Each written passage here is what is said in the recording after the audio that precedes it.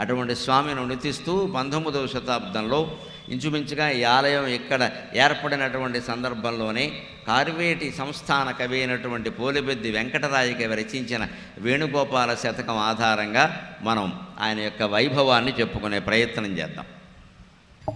భానుకోటి ప్రభాభాసురంబగు వెల్గు పరులు కాంచిన కానబడని వెల్గు గురుకృపా దృష్టిచే గుర్తెరుంగని వెలుగు అమృతంపు వృష్టియై అలరు వెల్గు విద్యుల్లతా పరివేష్టితంబగు వెల్గు ఘననీలకాంతుల గ్రక్కు వెలుగు బహువిధంబగు ప్రణయ భావములు కల్గిన వెల్గు బహువిధ ప్రణయ భావములు కల్గిన వెల్గు మౌనులెన్నంగ మేలైన వెల్గు ఆది మధ్యంతరహితమైనట్టి వెల్గు ఇట్టి వెల్గును సేవింపనట్టి చెట్టవారలకేల లభించు కైవల్య పదము మదరిపు విపాల మునిజన హృదయలోల రాజగోపాల భక్త సంత్రాణశీల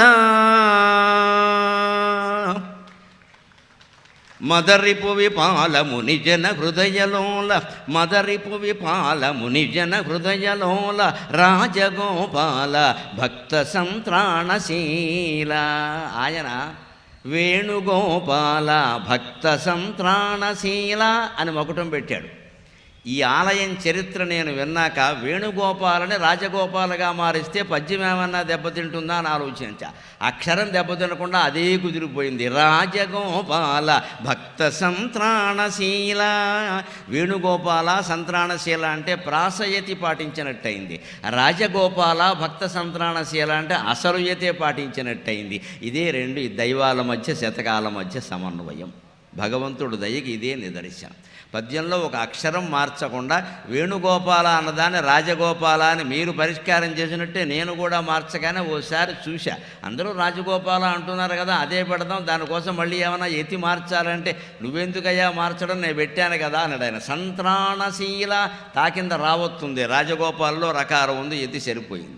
అంచేత వేణుగోపాల భక్త సంత్రాణశీల అంటే ప్రాసయతి పాటించినట్టు లెక్క. రాజగోపాల భక్త సంత్రాణశీల అంటే అసలు యతే పాటించినట్టు లెక్క. ఇక ఇందులో ఉండే విశేషం చూద్దాం. భగవంతుని యొక్క వెలుగు, ఆ వెలుగు ఎలా ఉంటుందో చెబుతున్నాడమ్మా. అది తెలుసుకోవాలి, అది తెలుసుకోవాలి. ఆ వెలుగు కోసమే ఈ సంసారం అనే చీకట్లో పడి ఏడుస్తున్నాం. ఆ వెలుగు కోసమే, ఆ వెలుగు కోసమే. గజేంద్రుడు బాధపడుతూ ఏమన్నాడు లోకంబులు లోకస్థులు లోకేశులు తెగిన తుదిని అలోకంబకు పెంచీకటి కవ్వలనెవ్వడు వెలుంగునేకాకృతిని అతనినే సేవింతున్.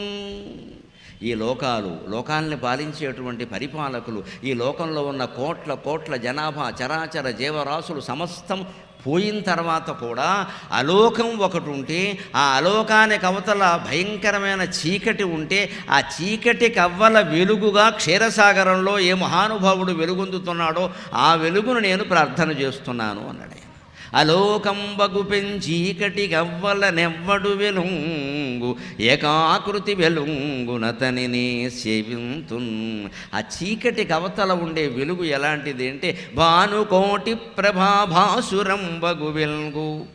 శతకోటి సూర్యులు ప్రకాశించిన ఆ భగవంతుని కాంతి ముందు సరిపోతుంది. నత్ర సూర్యో భాతి న చంద్ర తారకాక నేమా విద్యుతో భాంతి కుతోయమగ్ని అంటోంది వేదం స్పష్టంగా. భగవంతుని యొక్క వెలుగు మనం చూడగలిగితే ఆ వెలుగు ముందు సూర్యకాంతి దివిటీలా ఉంటుందట, టార్చలైట్ కాంతిలా ఉంటుందట.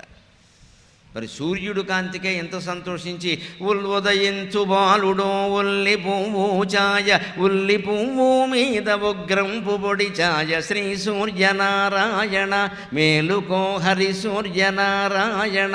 మధ్యాహ్న బాలుడు మల్లె పువ్వు ఛాయ మల్లె పువ్వు మీద మంకెన్న పొడి ఛాయ శ్రీ సూర్యనారాయణ మేలుకో హరి సూర్యనారాయణ.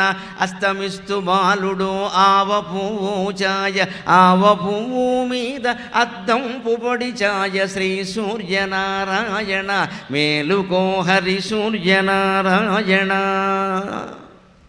అని సూర్యుని యొక్క ఉదయ మధ్యాహ్న అస్తమయ దశలన్నీ వర్ణిస్తూ మన తల్లులు మన తాతలు పాట పాడుతుంటే మనం విన్నామే. ఆ సూర్యుని యొక్క కాంతి అంతా మన రాజగోపాలస్వామి యొక్క నిజమైన కాంతి ముందు దివిటి ఇలా ఉంటుంది అంటున్నాడు. భానుకోటి ప్రభాభాసురం బగు వెలుగు. ఆ వెలుగు లోపల బయట కనపడదు, లోపల కనపడుతుంది. అందుకే లలితా సహస్రంలో ఏమంటారు, అంతర్ముఖ సమారాధ్య బహిర్ముఖ సుదుర్లభ. అంతర్ముఖులమైన వాళ్ళకి నువ్వు కనపడతావమ్మా, బహిర్ముఖంగా ఉండేవాడికి నువ్వు కనపడవు అన్నాడు. మనం ఎంతసేపు బయట విషయాలు ఆలోచిస్తూ, లౌకికమైన విషయాలు ఆలోచిస్తూ, వాళ్ళు వచ్చారా, వీళ్ళు వెళ్ళారా, వాళ్ళు ఏం తిన్నారు, వాళ్ళు ఎన్నాళ్ళు ఉన్నారు, వాళ్ళు ఏమన్నారు, వీళ్ళు ఏమన్నారు, వీళ్ళు ఎలా ఉన్నారు, వాళ్ళు ఎలా ఉన్నారు, ఈ సంతంతా ఆలోచించినంతకాలం భగవంతుడు కనపడ్డాడు. అలాగని ఇది వదిలేయమని కాదు, దాని పట్ల మన కర్తవ్యం ఏదో అది చెయ్యాలి, అక్కడ వదిలేయాలి. పని చేసి వదిలేయాలి, మనుషులు నేర్చుకోవలసింది అంతే. పని చెయ్యాలి, వదిలేయాలి ఆ విషయాన్ని, అంతేకాదు. ఆ పని దగ్గర పడే వరకు దాని గురించి ఆలోచించద్దు. అసలు పిల్ల పెళ్ళికి ముహూర్తం పెట్టుకున్నాం, 4 నెలలు ఉంది, ఇప్పటి నుంచి ఓ రోజు అనుకోకూడదని తగదలైపోతాయి. దానికి ఒక టైం పెట్టుకో ఖచ్చితంగా. ఒక నెలల ముందు ఉంటే అయిపోతాయి. ఇదివరకైతే వేరు, 6 నెలల ముందు ఊరగాయలు పెట్టుకునేవారు, అప్పడాలు ఒడియాలు పెట్టుకునేవారు. ఇది అంతా మనుషులే చేసుకోవాలి. ఈవెంట్ మేనేజర్ లేరు ఇప్పుడు ప్రతిదానికి ఈవెంట్ మేనేజరే. మంచిది, ఇవాళ ఈవెంట్ మేనేజర్ వచ్చారు, ఎందుకంత కంగారు పడిపోయారు, డబ్బులు ఉంటే చాలా కాంతి లేదు అక్కడ.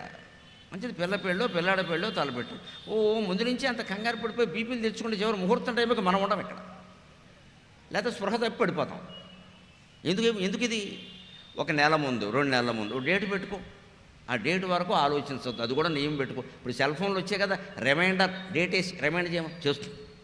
అక్కడ పిల్ల పెళ్ళి అని రాయి, అప్పుడు ప్రశాంతంగా ఉండగలుగుతాం.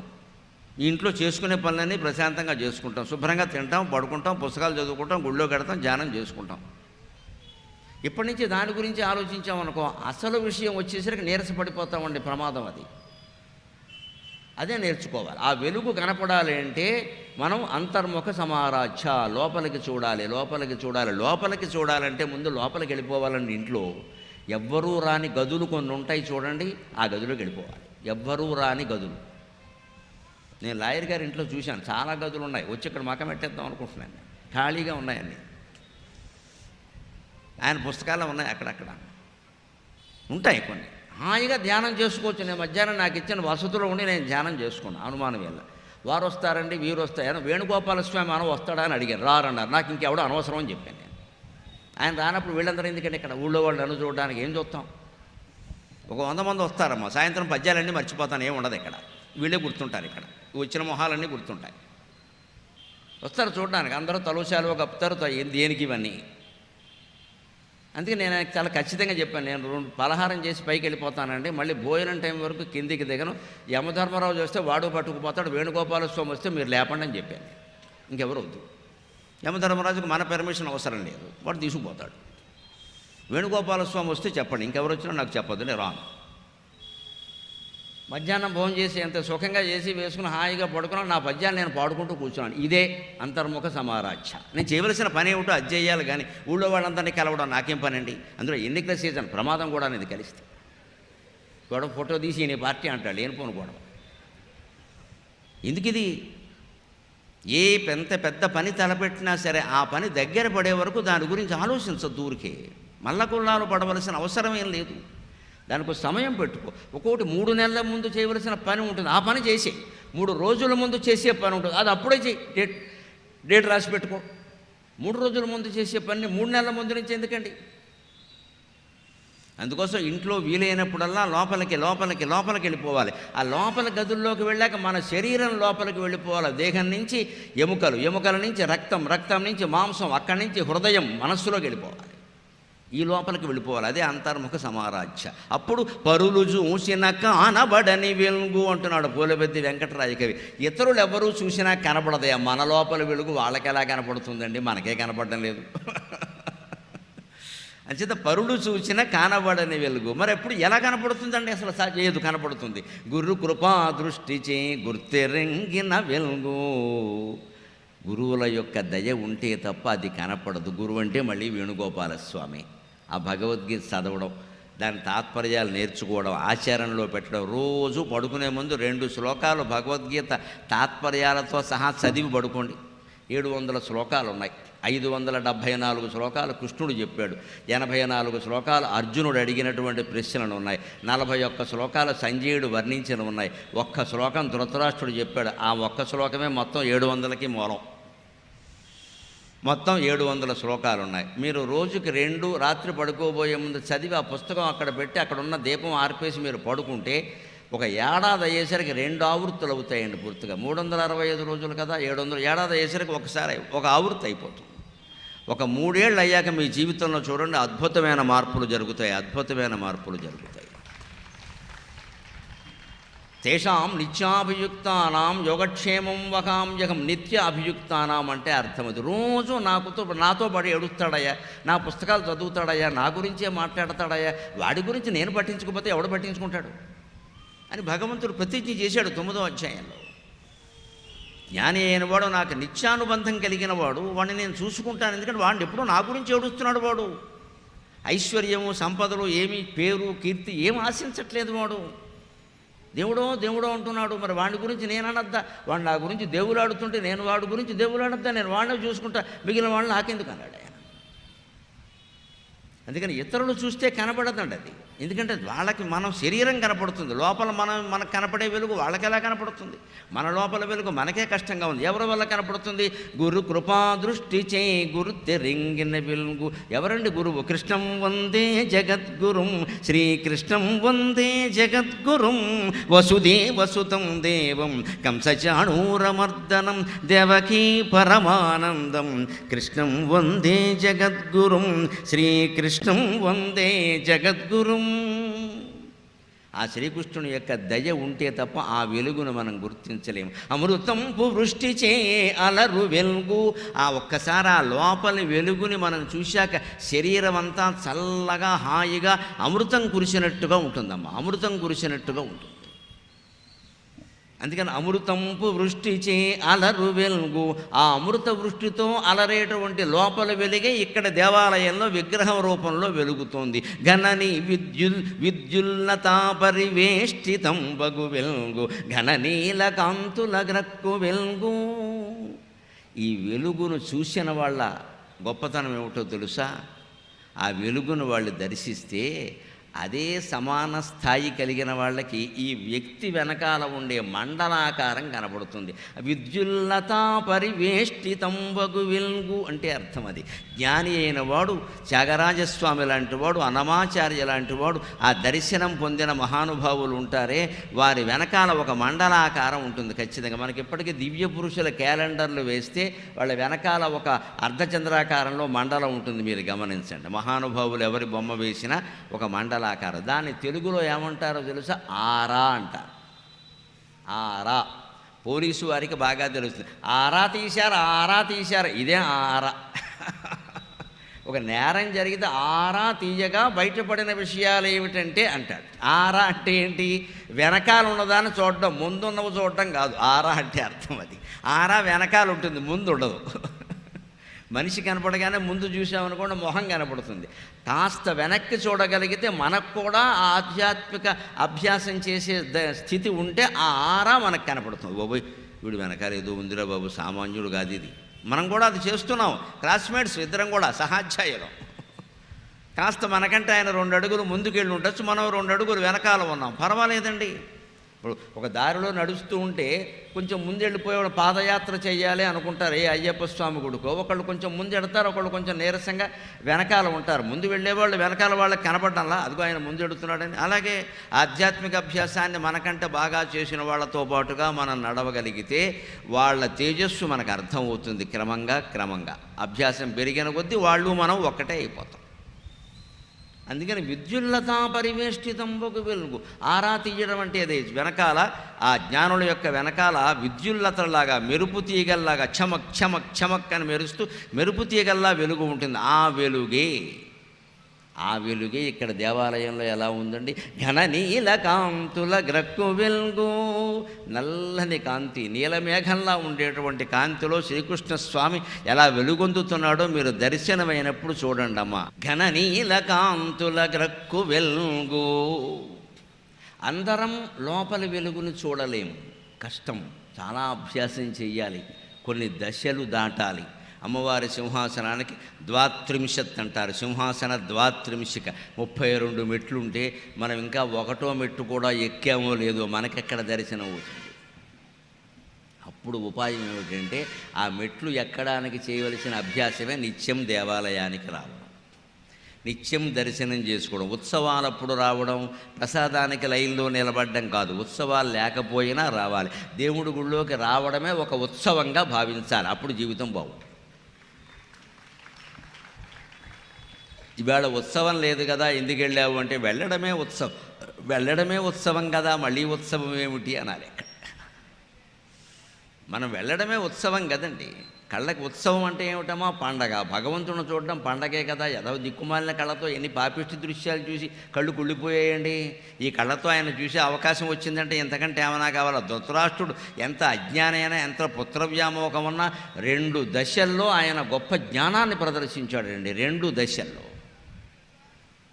ఒకటి, విశ్వరూప సందర్శనం జరిగినప్పుడు, ఏమయ్యా ఇప్పుడు నీకు దృష్టి ఇచ్చాను కదా, ఈ దృష్టి ఇలాగే ఉంచమంటావా, దుర్యోధనుని చూసే ఉద్దేశం ఏముందా అని అడిగాడు. కృష్ణుడు పెద్ద మాయలాడు కదా, కాస్త ప్రలోభం పెట్టాడు, ఏమైనా పడతాడేమో అని.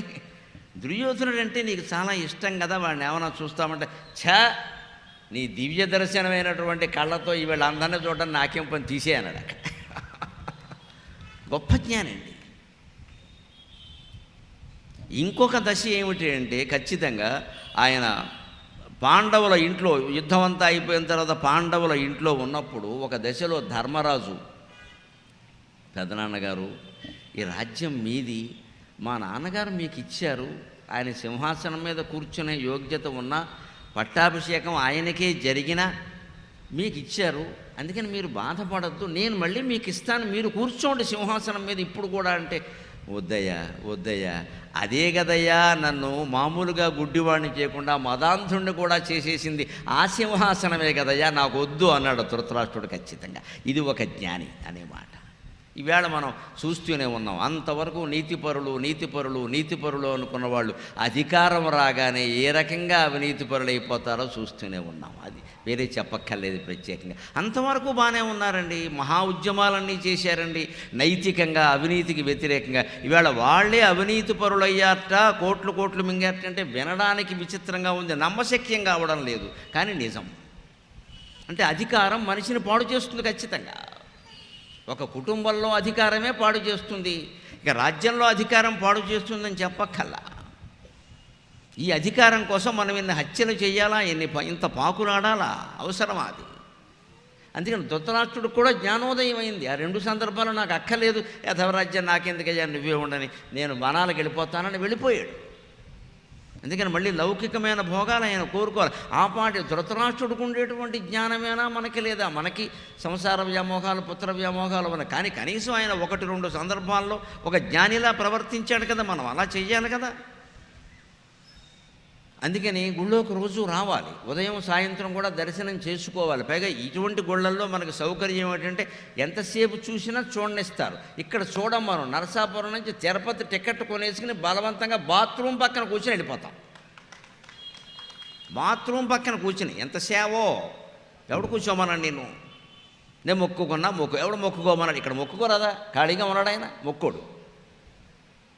డబ్బులు ఉన్నవాడికే ఇవ్వడం బాగా అలవాటు. గతానుగతికో లోకహాని. 100 కోట్లు ఆస్తున్నవాడికి మనం 10 కోట్లు కట్నం ఇచ్చి పెళ్లి చేస్తాం. అదే మన బంధువులు ఎవడన్నా బావమరిది కొడుకో, మన మేనళ్ళు లాంటి వాడు ఉంటే వాడికి మనమే 1 కోటి రూపాయలు కట్నం ఇచ్చి ఒక వ్యాపారం పెట్టిద్దామని మనం అనుకో, వాడికే లేదు మనమేమి ఇస్తాం, వాడికి ఉంటే నువ్వెందుకు ఇవ్వడం, అర్థం లేకుండా. మన ఆత్మీయుడే కదండి, మన చెల్లెల కొడుకు, మన అక్క కొడుకు, వాడికి పిల్లనివ్వచ్చు కదా, మనమే వ్యాపారం పెట్టించవచ్చు కదా. పైగా మనం డబ్బు ఇవ్వమని చెప్పినట్టు వింటాడు కదా, అదో లౌక్యం ఉంది కదా. కుదరదు. 100 కోట్లు ఉన్నవాడికి మనం 10 కోట్లు కట్నం ఇస్తాం, వాడు అమెరికా తీసుకెళ్ళి అమ్మాయిని అమ్మేస్తాడు, శ్రీమతి రమారమణ గోవిందో హరి. వాడికి అప్పటికే పెళ్ళి అయిందేమో మనకేం తెలియదు. అక్కడికి వెళ్ళాక అమ్మాయి చెబుతుంది, వీడికి ఇదివరకే ఇక్కడ ఒక క్యాంప్ ఉందని. అప్పుడు ఏం చేస్తాం? మునిగిపోవడానికి నీ దురాశ కారణం. 100 కోట్లు ఉన్నవాడికి నువ్వు పిల్లనివ్వడం ఏంటి? 100 కోట్లు సంపాదించాడు అంటే వాడి ఉద్దేశం డబ్బు మీద ఉంది, వాడికి మనుషుల మీద లేదు ప్రేమ, లేకపోతే అంత సంపాదించే అవకాశం లేదు. అంత సంపాదించాడంటే వాడి దృష్టి డబ్బు మీదే ఉంది కాబట్టే సంపాదించాడు. వాడికి పిల్లనివ్వడం ఏంటి? వాడిని అనర్హుడుగా భావించాలి. ఉన్నవాడికి ఇస్తాం మనం. దేవుళ్ళలో కూడా అంత ఎక్కువ మంది ఏ గుళ్ళో కడతారో ఆ గుళ్ళో కడతాం మనం. ఎవడు వెళ్ళని గుండి మనం పట్టించుకోం. దేవుడు పూజారి గారు కూర్చొని పాచికలు ఆడుకోవలసింది ఎవరు లేరు అక్కడ. రావయ్య ఖాళీగా ఉన్నామని అష్టాచమ్మ ఆడుకుంటారు ఇద్దరు. ఇంకా ఆయనకి జీతం లేక ఆయన ఏడుస్తాడు. ఇక్కడ చూశారనుకోండి, ఎంతసేపు అయినా చూడనిస్తారమ్మా? ఆ వెలుగును చూడండి, మరి దేన్ని చూడలేరు మీరు. మధుసూదన సరస్వతి అని మహాభక్తుడు ఉండేవాడు, గొప్ప అద్వైత వేదాంతి. ఆయన అంటాడు, మాకు ఈ వెలుగు జారు ఇంకేం అక్కర్లేదు. ధ్యానావస్థిత తద్గతేన మనసా తన్నిర్గుణం నిష్క్రియం జ్యోతిః కించన పశ్యతే జ్యోతిః కించన విద్యతే యోగినః పశ్యంతు తే ధ్యానావస్థిత తద్గతేన మనస తన్నిర్గుణం నిష్క్రియం జ్యోతిః కించన పశ్యతే యది పరం పశ్యంతు తే యోగినో యది పరం పశ్యంతు తే అస్మాకం తు తదేవ లోచన చమత్కారాయ భూయశ్చిరం అస్మాకం తు తదేవ లోచన చమత్కారాయ భూయశ్చిరం కాళిందీ పులినేషు యత్కిమపి నీలం మహో ధావతి అస్మాకం తు తదేవ లోచన చమత్కారాయ భూయశ్చిరం కాళిందీ పులినేషు యత్కిమపి తం నీలం మహో ధావతి. నిద్ర మానేసి అన్నం మానేసి హిమాలయాల్లో గుహలో కూర్చుని 100 ఏళ్ళు తపస్సు చేసి నిరాకారమైన, నిరంజనమైన, నిర్లేపమైన, నిర్మలమైన, నిత్యమైన తేజస్సును ఎవరన్నా చూసి ఉంటే చూసి ఉందురుగాక, మాకు అనవసరం అన్నాడు ఆయన. మాకిది చాలు. ఈ కాళింది యమునా నదీ తీరంలో మురళీవాదనం చేస్తూ ఒకానొక వెలుగు ఇలా నడుస్తోంది. మేఘశ్యామం నీలవర్ణంలో ఒకానొక వెలుగు శ్రీకృష్ణుని రూపంలో ఇలా నడుస్తోంది, బాలకృష్ణుని రూపంలో. మాకిది చాలు, ఈ సగుణారాధన మాకు చాలు, నిర్గుణారాధన మాకు అక్కర్లేదు అన్నాడు ఆయన. నిజంగా మనమంతా సగుణారాధన చేయడంలోనే కదండి ఆనందం పొందుతున్నది. ఇంట్లో ఉండే మీ దేవుడు బొమ్మలు తుడుస్తుంటే మీకు ఎంత ఆనందంగా ఉందమ్మా. ఆ బొమ్మలు తుడిచే అవకాశం, కడిగే అవకాశం పని మనిషికి ఇవ్వకూడదండి. మనమే స్వయంగా చెయ్యాలి. ఎంత అదృష్టం అది, ఎంత అదృష్టం అది. రోజు తుడిచినా మంచిదే, వారానికోసారి చేసినా మంచిదే, మనమే చెయ్యాలి. అవి కూడా వాళ్ళని చేసేయమని హారతి ఇవ్వడానికి ఓ పూజారి గారిని పెట్టేసి మనం మాత్రం ఫోన్కి ఎలుక్కుంటూ కూర్చోవడం. ఇక్కడ పుణ్యం వాళ్ళకి దక్కింది, పురుగులు మనకి దక్కాయి. ఈ ఫోన్లోనే పురుగులు మనకి దక్కాయి, పుణ్యం వాళ్ళకి దక్కింది. దేవుడు బొమ్మలు చూడవడం కంటే నీకు గొప్ప పని ఏదైనా ఉందా? ఇక్కడ ఈ ఫోన్కి ఎలకడం అంతకంటే గొప్ప పని ఇది. డబ్బు, అహంకారం దేవుణ్ణి కూడా చూడనివ్వదు. ఈ ఫోన్నే చూడనిస్తుంది ఎంతసేపు. ప్రతిదానికి ఓ మనిషిని పెట్టాడు. మనం కొట్టు పెడతాం, కొట్టుకొచ్చి హారతి ఇవ్వడానికి బ్రాహ్మడు కావాలి. నువ్వు ఇవ్వలేవా? ఎవడో అసలు నువ్వు దండం పెట్టవు ముందు. ఇంకా పీఠం అంతా ఆయన చూసుకోవలసింది. ఈయన గళ్ళపెట్టి తీసి డబ్బులు ఎక్కట్టుకుంటూ ఉంటాడు. ఇక్కడ ఈ డబ్బులు ఎక్కట్టడం కూడా ఆయనకు అప్పగించే గొడవ వదిలిపోతుంది. అది చెయ్యు, ఆయన తిప్పి వెళ్ళిపోవడమే. మన పూజ మనమే చేయాలండి. డిప్యుటేషన్ ప్రోగ్రాములు ఏంటి నాకు అర్థం కాదు. అది మనం చేస్తేనే మన ఆధ్యాత్మికమైన ఆకలి తీరుతుంది. మనం అన్నం తింటే మన ఆకలి తీరుతుంది, కానీ ఎవరో తింటే మన ఆకలి తీరదు కదండి. జిజ్ఞాస కూడా అంతే. మనం ధ్యానం చేస్తేనే మన ఆకలి తీరుతుంది. ఘన నీలకాంతుల గ్రక్కు వెలుగు. నల్లగా ఉంటే లోకంలో ఆక్షేపిస్తారమ్మా. ఎవరైనా పెళ్లి చూపులు కడితే పెళ్లి కూతురు ఎలాగా ఉందంటే ఎర్రగా ఉంది, బుర్రగా ఉంది. ఎర్రగా నాకు అర్థమైంది, ఈ బుర్రగా ఏమిటో ఇప్పటికే అర్థం కాల. ఎర్రగా బుర్రగా ఉందంట. ఎర్రగా సరే, బుర్రగా ఏమిటి? అదే తెలుగు భాష. అంచేతను ఎర్రగా ఉంటే వెంటనే ఒప్పుకుంటారండి. తెల్లగా ఉన్నా సరే, నల్లగా ఉంది కొంచెం అదో రకం. ఏమైంది? నల్లగా ఉంటే శ్రీకృష్ణుడు నల్లగా ఉన్నాడు, శ్రీరాముడు నల్లగా ఉన్నాడు, పార్వతీదేవి నల్లగా ఉంది. వాళ్ళందరూ సంసారాలు చేయలేదా? మనకి ఇది కావాలి ఎంతసేపు. ఇక్కడ ఈ నలుపు తెలుపు, ఆ తెలుపు ఏమైనా కారిపోతుందా, ఎరుపు ఏమైనా కారిపోతుందా? అక్కడ చెమట పడితే ఏదైనా ఒకటే, చెమటకి రంగు లేదు. తెల్లవాళ్ళకి చెమట పట్టినా, నల్లవాళ్ళకి చెమట పట్టే చెమట కంపే కొడుతుంది, రంగే ఉండదు అక్కడ. మనం ఈ రంగుల మాయలో పడుతూ ఉంటాం ఎంతసేపు. ఇక్కడ ఆ రంగులే మాయలు అయిపోతాయి తర్వాత. అసలు రంగుల గురించి ఆలోచించాల్సిన అవసరం లేదండి. భగవంతుడు నలుపు రంగులో ఉన్నాడు. ఘన నీలకాంతుల గ్రక్కు వెల్గు బహువిధ ప్రణయ భావములు గల్గిన వెల్గు మౌనులెన్నగ రమ్యమైన వెల్గు బహువిధ ప్రణయ భావములు కలిగిన వెలుగు. భగవంతుడిని మీరు ఏ దృష్టితోనైనా చూడొచ్చు. లోకంలో మనం చెల్లెని దృష్టితోనే చూడాలి, మరో దృష్టితో చూడలేము. భార్యని భార్య దృష్టితోనే చూడాలి, భర్తని భర్త దృష్టితోనే చూడాలి, అన్నదమ్ముల్ని అన్నదమ్ముల దృష్టితోనే చూడాలి, మరో దృష్టి కుదరదు. భగవంతుడి పట్ల మీ ఇష్టం, ఏ రకమైన ప్రేమ ఉన్నా పర్వాలేదు. కామోత్కంఠత గోపికల్ భయమునన్ కముసుండు వైరక్రియా సామగ్రిన్ శిశుపాల ముఖ్య నృపతుల్ సంబంధులై వృష్ణులు ప్రేమన్ మీరలు భక్తినేము ఇది చక్రిన్ గంటిమి ఉద్దామధ్యాన గరిష్ఠుడైన హరిబొందన్ వచ్చు ఎట్లైన ఉద్దామధ్యాన గరిష్ఠుడైన హరిజందన్ వచ్చు ధాత్రీశ్వర అని భారతంలో నారదుడు, భాగవతంలో నారదుడు ఈయనతో అంటాడు, ధర్మరాజుతో అంటాడు. భాగవతంలో అనేక రకాల చూపులతో భావాలతో భగవంతుడిని ప్రేమించారయ్యా. కామోత్కంఠత గోపికలు కామవాంఛతోనే ప్రేమించారండి భగవంతుడి దగ్గర. ఎందుకని వాళ్ళు రామాయణ కాలంలో మునులు రాముణ్ణి చూసి మోహించారు. రాముడు నో వేకెన్సీ బోర్డు పెట్టేశాడు. నేను ఏకపత్ని వృత్తుడిని, ఈ వేషాలు ఎక్కడ కుదరవు అన్నాడు ఆయన. మరి మా సంగతి ఏమి పెట్టారు?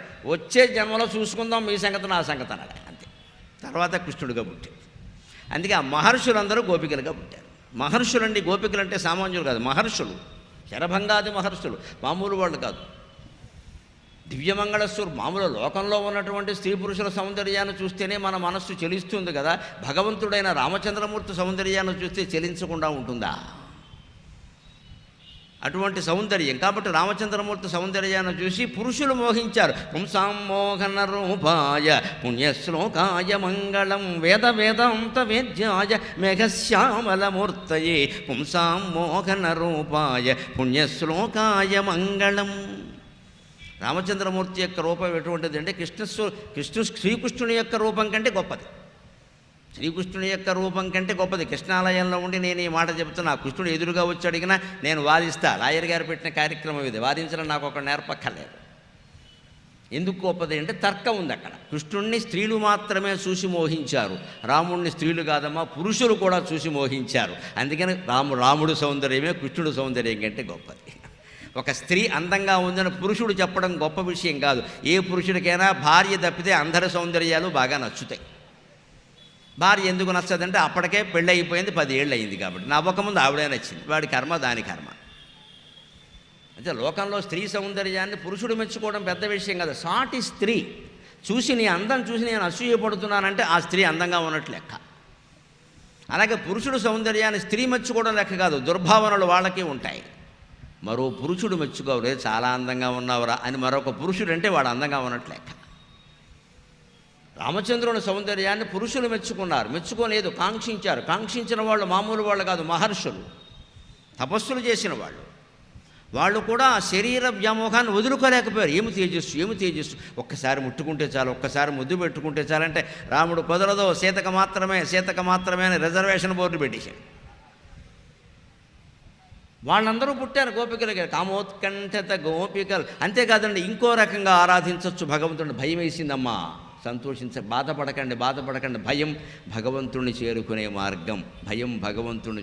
మార్గం. ఈ మాట ఆశ్చర్యకరంగా ఉండొచ్చు, కానీ పరమ సత్యం. నేను ఇప్పుడు రుజువు చేస్తా. భయం వేయగానే వణుకొస్తుంది కదా, చెమట పడుతుంది కదా, మనం ఎదిరించలేం అనిపిస్తుంది కదా, వాడు మనకంటే బలవంతుడు కదా, మనం ఏం చేయలేం కదా అనిపిస్తుంది కదా. కానీ అందరికంటే బలవంతుడైన వాడు వేణుగోపాలస్వామి కదండి. అనుమానం ఏదైనా ఉందా? జగత్తులో అందరికంటే అనేక కోటి బ్రహ్మాండ నాయకుడు ఎవడండి? ఆయనే కదండి. ఆయన్ని శరణు వేడామనుకోండి, మన భయం పోయినట్టే కదా. అంచేత భయం కారణంగా భగవద్భక్తి పెరుగుతుంది. భయాన్ని సైతం అనుకూలంగా మార్చుకోవచ్చు. భయం వేసినప్పుడు మీ ఇంట్లో పూజా మందిరంలోకి వెళ్ళిపోండి, తలుపు వేసేయండి, చిడతేసేయండి. మీ ఇంట్లో మీ ఇష్టదేవం ఎవరుంటే ఆయన కాళ్ళ మీద చేయి పెట్టండి. ఈ ఏడిపేదో అక్కడేయండి. ఈ ఫోన్లో మాటలేవో ఆయనతో మాట్లాడండి. నాయనా నువ్వు కాపాడు, నేను తప్పు చేయలేదు.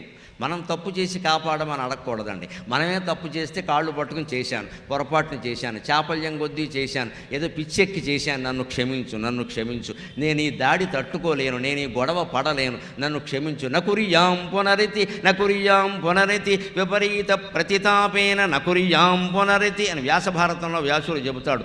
ఎంత మహాపాపం చేసినా సరే మళ్ళీ చెయ్యను అని విపరీతమైన పశ్చాత్తాపంతో భగవంతుడి పాదాల దగ్గర 2 కన్నీటి బొట్లు రాల్చగలిగితే ఆ పాపం ఆ క్షణంతో పోయినట్టే అన్నాడమ్మా. ఆ క్షణంతో పోయినట్టే, సందేహించక్కల్లా. దీనికి పక్కింటి వాళ్ళని పిలవద్దు, పత్రికల వాళ్ళని పిలవద్దు, మన పూజామందిరంలోకి మనం వెళ్ళిపోతాం. మనం ఒక్కళ్ళమే ఉంటాం, భార్య కూడా ఉండదు, భర్త కూడా ఉండడు, ఎవరూ ఉండకూడదు. తర్వాత దెప్పుతారు, చాలా ప్రమాదం ఇది. వాళ్ళకి చెప్పామంటే దెప్పుతారు. ఈవేళేమో ఊరుకుంటారు, నిజాయితీగా చెప్పామంటారు, రేపొద్దున జీవితాంతం దెప్పుతారు. ఇక్కడ చెప్పకూడదండి, చెప్పాల్సిన అవసరం కూడా లేదండి.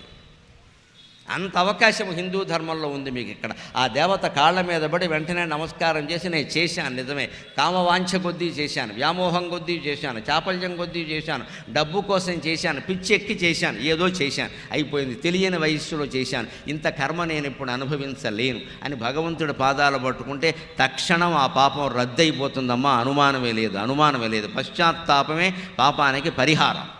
ఆ తీర్థాల్లో మనగడం, దేవతలను సేవించడం, మొక్కుబళ్ళు ఇవ్వడం కాదు, పశ్చాత్తాపాన్ని మించింది లేదు. అటువంటి వెలుగని.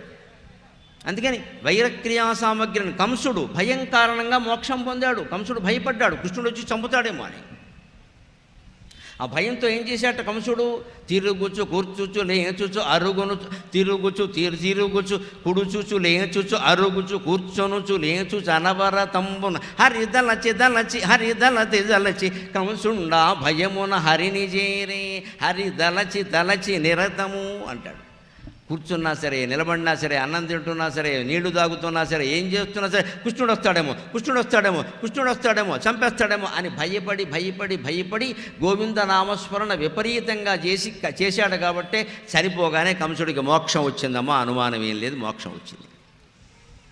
తిరుగుచు కుడుచుచు త్రావుచు అరుగుచు కూర్చొనుచు లేచుచు అనవరతంబును హరి తలచి జగమా హరిమయముగా చూచె కంసుడు ఆరని అలుకన్. మనం భయంతో కూడా, కోపంతో కూడా, శత్రుత్వంతో కూడా భగవంతుడిని ఆరాధించవచ్చు. లోకంలో ఎవరిని ఆరాధించలేదు. భయపడి ఎవరినైనా శరణు కోరామనుకోండి, అన్నా నువ్వు రక్షించు అని, అక్కడి నుంచి వాడు పెత్తనం చేస్తాడు మన మీద, అప్పుడు రక్షిస్తాడు. తర్వాత కింద పడిపోయాడు, నేనే కాపాడా అంటాడు. ఇక్కడ మళ్ళీ ఇదో పోజు. ఇక్కడ ఇక జీవితాంతం వాడికి బానిసలు అవ్వాలి మనం. లేదు ఆర్థికమైన దరిద్రంలో పడి ఎవరినో ఆదుకోమని అడిగామనికి ఇంకా వాడే మన రక్షించినట్టు జీవితం అంతా పోజు కొట్టేస్తాడు. ఆ అడిగేదేదో భగవంతుడిని అడిగితే మనం చేసిన కష్టానికి ఫలమే. సత్యనారాయణ వ్రతంలో కట్టెల మొక్కునేవాడు వ్రతం చేస్తానని మొక్కుకుంటే ఆ రోజు వచ్చేటువంటి సొమ్ము కంటే రెట్టింపు సొమ్ము వచ్చిందని రాశారు కథలు. అలాగే మనం చేసినట్టు పెట్టినటువంటి కిళ్ళీ కొట్టులోనే ఆ రోజు వచ్చే రూపాయలకి రెట్టింపు రూపాయలు వస్తాయి. అనుమానం ఇలా. ఎందుకు వస్తాయంటే భగవంతుడు దయ. ఆయనే 10 మంది ఖాతాదారుల రూపంలో వచ్చి 10 సోడాలు తాగేస్తాడు, 10 కూల్ డ్రింకులు తాగేస్తాడు, 10 కిళ్ళీలు వేసుకుంటాడు. నువ్వు అడగని సొమ్ము నీకు ఇచ్చేస్తాడు, ఎందుకంటే నువ్వు ఆయన్ని అడిగావు, అంతే లెక్క. ఆ వ్యాపారం అద్భుతంగా ఒక భక్తి వ్యవహారంగా మారిపోతుంది. భగవంతుని కరుణ అటువంటిది. దాన్ని నమ్మడం మానేసి వీళ్ళందరినీ నమ్మడం ఏంటండి మనకి. అందుకని ఏ భావంతో నువ్వు సేవించిన, అందుకే బహువిధ ప్రణయ భావములు కలిగిన వెలుగు మౌనులెన్నగ రమ్యమైన వెలుగు. మహర్షులు ఎప్పుడూ మనస్సులో రమ్యంగా ఆ వెలుగును చూడాలనే ప్రార్థన చేస్తారు. వందే విష్ణు భవభజకరం సర్వలోకైకనాథం యోగి హృద్యానగమ్యం శాంతాకారం భుజగశయనం పద్మనాభం సురేశం విశ్వాకారం గగన సదృశం మేఘవర్ణం శుభాంగం లక్ష్మీకాంతం కమలనయనం యోగి హృదయానగమ్యం. యోగుల హృదయమే తన ప్రయాణానికి గమ్యంగా పెట్టుకున్న మహానుభావుడు ఆయన. అందుకే ఇక్కడ ఏమంటున్నాడంటే పోలిపెద్ది వెంకటరాయ కవి ఈ శతకంలో మౌనులెన్నగ రమ్యమైన వెలుగు ఆది మధ్యంతరహితమైనట్టి వెలుగు. ఆ వెలుగు వృత్తాకారంలో ఉంటుంది. ఆది మధ్య అంతరహితం అంటే ఏదో కవిత్వం కోసం తత్వం కోసం చెప్పిన మాట కాదు, మోస్ట్ ప్రాక్టికల్. గణితం తెలిసిన వారికి ఎవరికైనా ఈ విషయం అర్థమవుతుంది. ఒక గీత గీస్తే ఈ చివర ఆ చివర ఉంటుంది, ఆది అంతం, కాబట్టి మధ్య కూడా ఉంటుంది, అంతే కదా. ఈ గొట్టం ఉంది అంటే ఈ ఇది ఈ చివర, ఇది ఆది, ఇది అంతం, కాబట్టి ఇది మధ్య భాగం అని నిర్ధారణ చేయొచ్చు. ఆది అంతము లేనప్పుడు మధ్య ఎలా నిర్ధారణ చేస్తారండి? అనాది నిధనో ధాత విధాత ధాతురుత్తమక అంటారు విష్ణు సహస్రంలో. అనాది నిధనక, ఆది లేదు నిధనము లేదు భగవంతుడికి. ఎందుకని? ఆయన ఆకారం గుండ్రంగా ఉంటుందమ్మా, ఇలా పొడుగ్గా ఉండదు. గుండ్రంగా ఉంది, వృత్తాకారం. పెన్సిల్ తోటి కాగితం మీద వృత్తాన్ని గీయండి, ఆదేమిటో అంతం ఏమిటో చెప్పండి చూద్దాం. వృత్తానికి ఆది ఎక్కడుందో అంతం ఎక్కడుందండి? ఇలా పొడుగ్గా గీత గీస్తే ఉంది, వంకరగా గీత గీసినా ఉంది, కానీ వృత్తాకారానికి ఆది అంతం ఉండవండి. అందుకని భగవంతుడు వృత్తాకారం. ఆ విషయాన్ని ఉపనిషత్తుల్లో ఎలా చెప్పారు? పూర్ణమిదం పూర్ణమదః పూర్ణాత్ పూర్ణముదచ్యతే పూర్ణస్య పూర్ణమాదాయ పూర్ణమేవావశిష్యతే. భగవంతుని ఆకారం పూర్ణానుస్వారం, సున్నా. గణిత శాస్త్రంలో సున్నా అనేది కనిపెట్టిన తర్వాతే లెక్కలన్నీ తేలేయి. లేకపోతే 9తో ఆగిపోవడమే అంకెలు. అన్నీ ఈవెన్ ఫిగర్స్, సరి సంఖ్యలు లేవు. బేసి సంఖ్య కింద ఏం వేసినా పోదు, సరి సంఖ్య అవ్వాలి. అందుకోసం సున్నా చేర్చారు. ఆ గణిత శాస్త్రంలో సున్నాని కనిపెట్టిన ఘనత భారతీయ శాస్త్రజ్ఞులదేనమ్మా. దాంతో 10 వచ్చింది. 10 నుంచి 11, 12, 13 మళ్ళీ వచ్చే లెక్క. ఆ సున్నాని భారతీయ శాస్త్రజ్ఞులు ఎలా కనిపెట్టగలిగారంటే పూర్ణమిదం పూర్ణమదః పూర్ణాత్ పూర్ణముదచ్యతే. భగవంతుని ఆకారం పూర్ణమని చెప్పారు కదా, ఆ పూర్ణానుస్వారం లేకుండా సమస్యలు పరిష్కారం అవుతాయా గణితంలో మాత్రం అని గణితంలో 0 కనిపెట్టాక దశాంశ స్థానం ఏర్పడింది. ఖచ్చితంగా ఎన్ని వేల కోట్లు ఉన్నా పరిష్కారం అయిపోయినాయి. ఖచ్చితంగా ఎన్ని వేల కోట్లు ఉన్నా సరే భారతీయులు కనిపెట్టిన అంకెల సారం ఏమిటంటే 1, 100, 1000, 10,000, లక్ష, 10 లక్షలు, దాన్నే మిలియన్ అంటారు. 10 లక్షలు, కోటి, 10 కోట్లు అంతవరకు మనం చెప్పగలం. తర్వాత ఉన్నాయి అర్బుదమబ్జం కర్వ నికర్వ మహాపద్మశంకవస్తస్మాత్ సముద్రాంతే మధ్యం పరార్థం అని ఉన్నాయి. అర్బుదం అంటే 10 కోట్లు, అబ్జం అంటే 100 కోట్లు. ఇప్పుడు 100 కోట్లు అవినీతి ఏదో జరిగింది అంటున్నారు. దానికి సంస్కృతంలో పెట్టిన పేరు అబ్జం అన్నారు. అబ్జం అంటే 100 కోట్లు, మనీ యూనిట్. అర్బుదం, అబ్జం, కర్వం, నికర్వం, మహాపద్మం, శంకు. ఇంకా దాని తర్వాత సముద్రం, అంతం, మధ్యం, పరార్థం, అంతిమంగా పరార్థం అన్నారు. అంటే ఏమిటో తెలుసా? మీకు లెక్క పెట్టాలని ఆసక్తి ఉంటే ఇంటికి వెళ్ళి లెక్క పెట్టండి. 1 పక్కన 17 సున్నలు వేస్తే పరార్థం అవుతుందేమో. తెల్లవారులు లెక్క పెడుతూ కూర్చోండి, నాకంత ఓపిక లేదు. 1 పక్కన 17 సున్నలు అంటే ఎంత అంటే 1000 కోట్ల కోట్లు, 1000 కోట్ల కోట్లు. అంతవరకు భారతీయ శాస్త్రజ్ఞులు లెక్కపెట్టి ఇంకేమైనా మీరు లెక్కపెట్టగలి చూసుకోండిరా అని చెప్పారు. అది భారతీయ శాస్త్రజ్ఞుల ఘనత, భారతీయ శాస్త్రజ్ఞుల ఘనత. ఆది మధ్యంతరహితమైనట్టి వెలుగు, ఆ వృత్తాకారంలో ఉండే వెలుగు ఉంది, దానికి ఆది లేదు అంతము లేదు. ఆది అంతము లేనప్పుడు మధ్య కూడా ఉండదు. ఇట్టి వెలుగును సేవింపనట్టి చెట్టవారికేల లభించు కైవల్య పదము. అటువంటి పరమాత్మని యొక్క వెలుగును సేవించిన వాడికి కైవల్యం ఎలా వస్తుందయ్యా? మదరిపు విపాల, మదించిన శత్రువుల్ని విపాల. పాలనం అంటే రక్షించడం, విపాలనం అంటే భక్షించడం.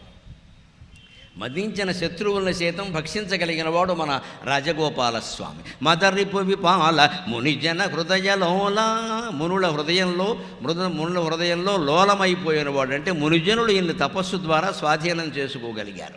వేణు రాజగోపాల భక్త సంత్రాణశీల. ఓ రాజగోపాలస్వామి భక్త సంత్రాణశీల, భక్తులను రక్షించడమే నీ స్వభావంగా కలిగిన వాడివి, నీకు నమస్కారం అయ్యా అన్నారు.